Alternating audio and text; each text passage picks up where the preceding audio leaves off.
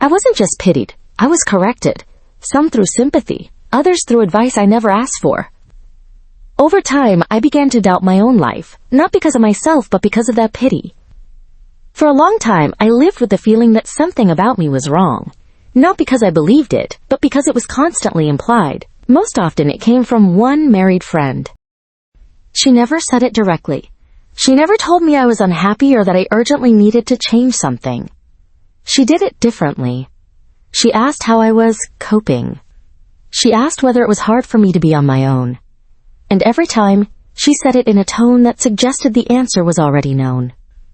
There was no real compassion in those conversations. There was assumption, the assumption that my life was on pause. That I was simply waiting for the right moment, the right person, some vague later. As if everything happening in my life right now was temporary and not quite real. She could talk for a long time about her day, her exhaustion, her home, the responsibilities that never seemed to end. And then, suddenly, she would stop and sigh, saying how at least I didn't have these problems. And in that moment, I felt it again. I wasn't being heard. No one was asking whether this was the kind of life I wanted. The conclusions had already been made for me. I noticed myself starting to explain, to justify, to say that I was comfortable, that I wasn't lonely, that I didn't feel lost. But the more I spoke, the clearer it became. My words didn't change anything, because the issue was never my answer. And that was when a feeling surfaced that's hard to describe, not hurt, not anger, just exhaustion. From constantly being treated like something that needed to be fixed, when I was never broken to begin with. My life looked different, but it wasn't empty. Because of health issues, I learned to take care of myself and be mindful of my energy. I spend a lot of time alone, not because I have no one, but because it brings me peace. I don't need to fill every quiet moment with other people's presence in order to feel whole. I love simple things and the freedom to choose, long walks through the city, museums you can step into without a plan, small hobbies where no one expects anything from anyone. And I love to travel. Not loud, exhausting trips, but journeys taken at my own pace, where I can stop when I want and return only when I truly feel ready. It gives me a sense of space and a life that exists outside other people's expectations.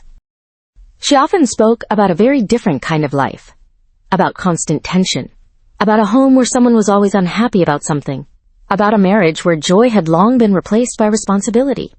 She worked full-time and then came home to another shift, the domestic one. I rarely heard warmth in her voice, but I often heard exhaustion.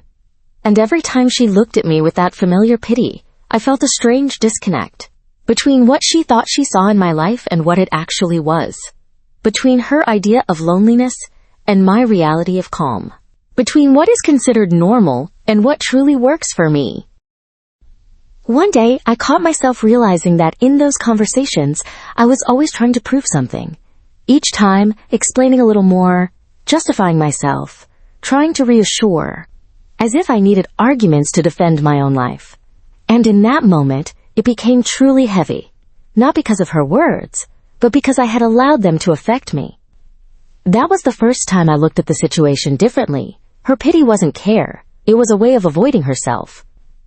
A way of not asking uncomfortable questions about her own choices, about a life filled with obligations and very little joy, about compromises that had long stopped being temporary.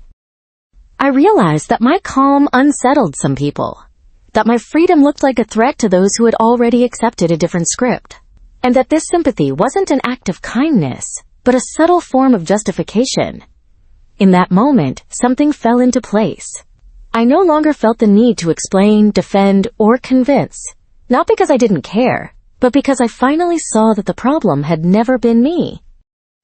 I no longer try to explain my life. I don't try to prove that it has meaning. I don't try to convince anyone that I'm happy the way I am.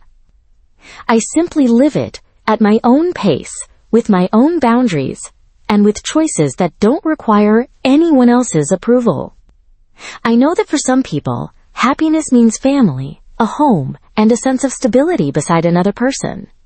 For me, happiness looks different. It's quiet, unhurried, free from the need to meet expectations, and that is enough for me. Maybe some people will continue to call this loneliness. But I stopped confusing loneliness with solitude a long time ago. One hurts. The other brings peace. And now, when people try to pity me or correct me again, I stay silent. Not because I have nothing to say, but because not every life needs to be explained.